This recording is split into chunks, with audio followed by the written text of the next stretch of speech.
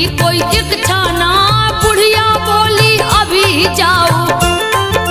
दिया है कड़वा वचन सुना, जाने की तैयारी किया है। पत्नी के पास गया है यार, पत्नी के जब पास गया तो गौशाला में गोबर उठा, पाथ रही गोबर का कंडा। पत्नी से बोला सब चाह, जाता हूँ परदेस प्यारी।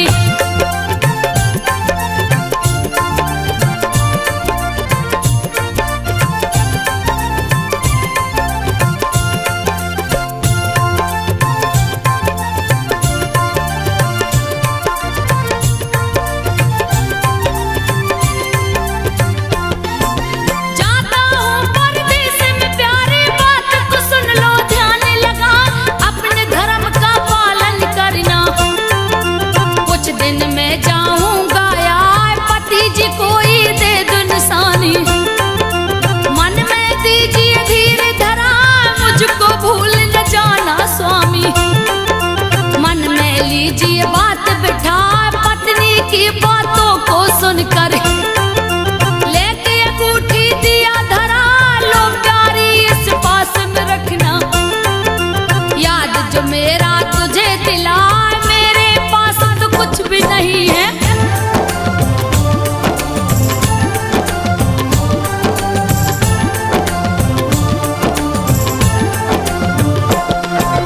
मेरे पास तो कुछ भी नहीं है, सोच के दी गोबर को लगा, पीठ पे हाथ की छाप छोड़ दी। लेके पिया परदेस को जाए, कई दिनों की यात्रा करके पहुंचा है एक नगर में जा, जाके दुकान पे नौकरी मांगे। लेकिन कोई देता ना, सबने उसको है ठुकराया। सेठ के पास गया है आय, अपना नौकर सेठ बनाया। नौकरी पर है दिया लगा, उस दिन उसने बहुत कमाया।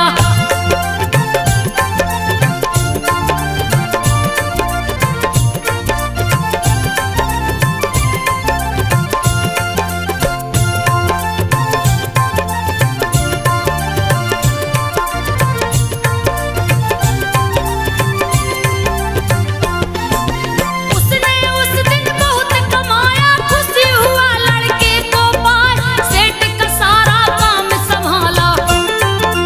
ग्राहक भी प्रसन्न हो जाए, तेजी से व्यापार चला है। मेहनत ने फल दिया दिखाए, अपना हिस्सेदार बनाया।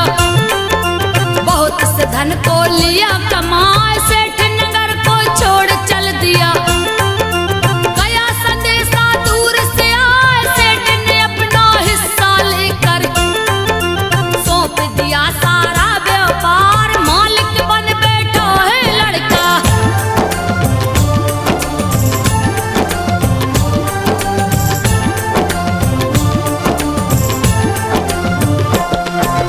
मालिक बन बैठा है लड़का, बहुत सा पैसा लिया कमाए, उसकी पत्नी को बुढ़िया ने जली कटी है रोज सुनाए, रात दिन ही काम कराती। सबका जूठन रही बिकवा, सभी जिठानी उसको बोले। बुरा भला सब रही सुना, रोज सवेरे उसको बुढ़िया जंगल में देती थी पठा, टांगी लेके हाथ में अपने। काट लकड़ियां निस दिन लाए, खाने में चोकर की रोटी।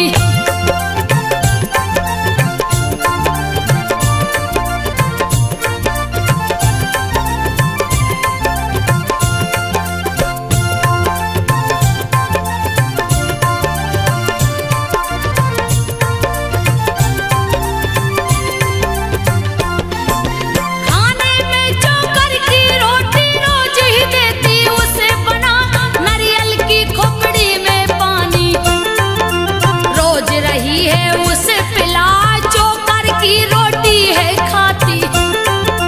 किसी से कछु न कहती जाए, आटा से जो निकले चोकर, उसकी रोटी रोज बनाए, खाकर अपने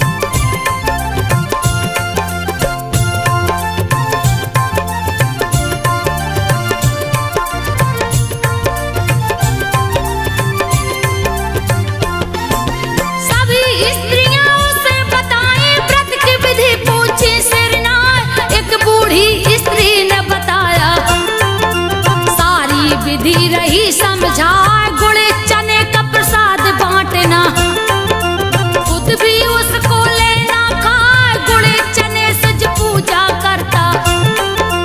संतोषी माँ प्रसन्न हो जाए, शुक्रवार को व्रत है रखते, सूर्य उदय से पहले नहा स्नान ध्यान से निवृत्त होके माँ संतोषी के मंदिर जाए, माँ के व्रत की सुने कहानी।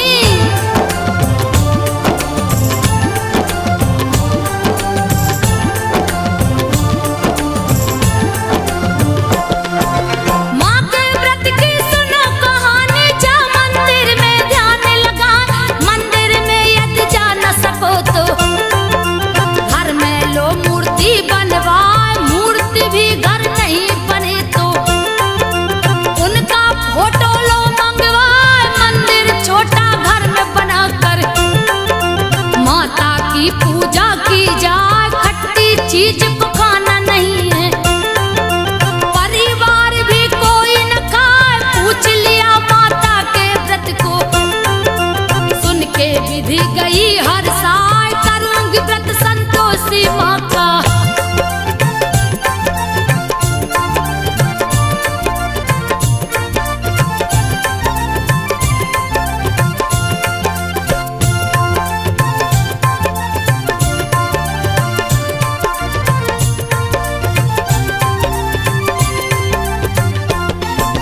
करूंगी व्रत संतोषी माँ का, अपने मन में लिया बिठा, जाकर लकड़ी को बेचूंगी, गुड़ चना सब लूंगी जुटाए, आने वाले शुक्रवार को पूजा करूंगी मंदिर जाए, उसने लकड़ी को बेचा है, सारा सामान लिया है जुटाए, माँ के मंदिर में जा पहुंची, अरज गरज सब रही सुनाए, मेरा पति परदेस गया माँ, लौट कुशल माँ घर को आए, माता का प्रसाद बाटी।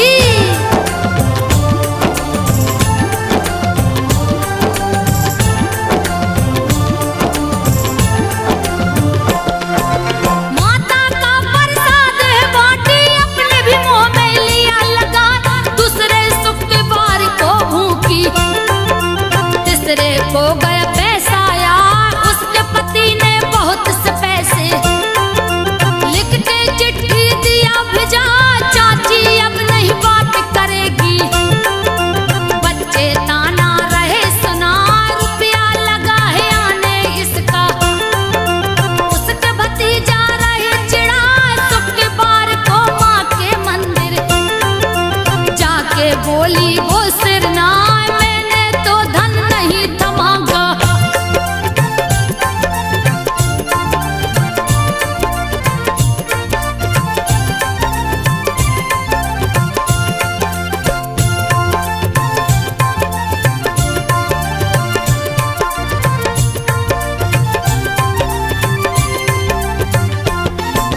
मैंने तो धन नहीं थमागा, फिर क्यों मैया रही दिलाए, अपने पति को मांग रही हूँ, वापस कुशल माँ घर को आए, माता सुन के हुई आनंदित, उसके पति को दिया बुलाए, माता सपना दिखाई जाकर, तू अपने घर वापस जा, सुबह मित्रों को बतलाया, माता सपना में गई आई, घर आने की किया तैयारी, सारे मित्र मजाक उड़ाए, माँ संतोषी का व्रत रखा है।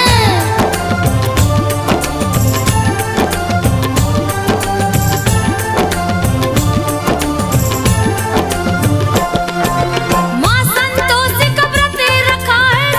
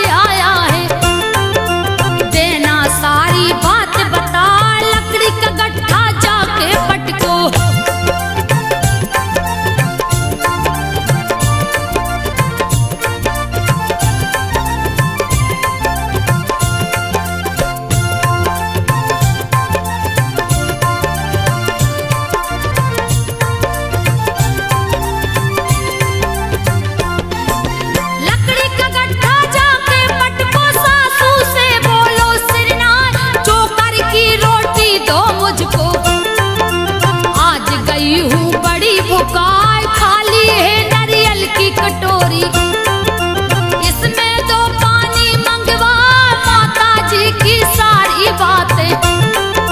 घर जा करके दिया सुनाए पति ने सारी बातें सुन के। माता से बोला सब कुछ कौन भिखारन है यह माता। सारी बातें दो बतलाई यही तो तेरी बहू है बेटा।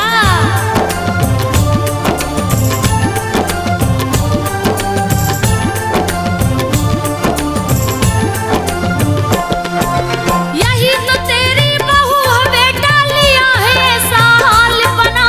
छोटा बेटा माँ से बोला चाबी दो मुझको मंगवाए, अब मैं दूसरे घर में रहूंगा। अलग मकान को लिया बना, सुख के बार को पत्नी बोली। माँ के व्रत को लिया उठा, उसका उद्यापन करना है। पति ने दिया सामान मंगाए, माँ के कृपा से दिन पलटा है। दिया उद्यापन शुरू करा, ईर्ष्या करने लगी जिठानी।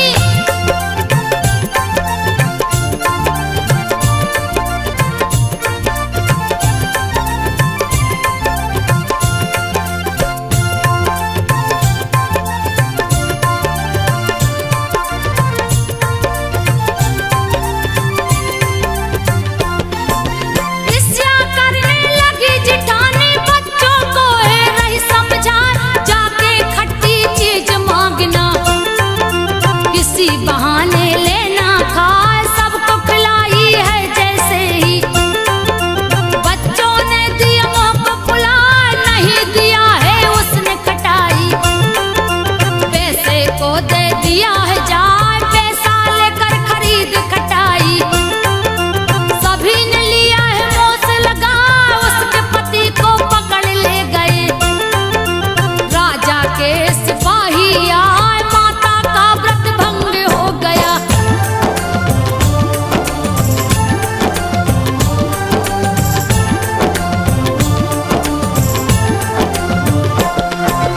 माता का व्रत भंग हो गया, फिर से किया उद्यापन जान। सारे विरोधी पस्त हो गए।